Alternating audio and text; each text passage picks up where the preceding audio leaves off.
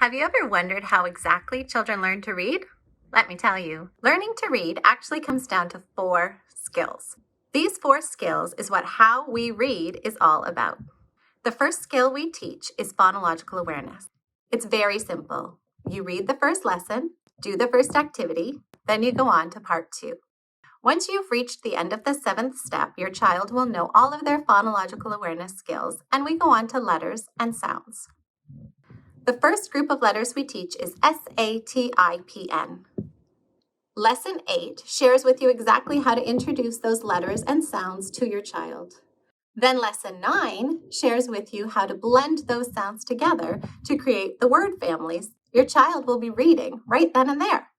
After we progress through all 6 of the letter groupings and blend all those letters together to make all the various word families, we move into part 3.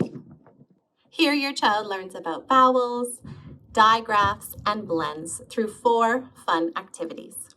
Finally, we move to step 4. Here we take all of the knowledge your child has learned this far and apply it to these familiar readers. We also teach children exceptions and other rules of phonetics. By the time they're done all these familiar readers, your child will actually be a reader. Let me take the mystery out of learning to read.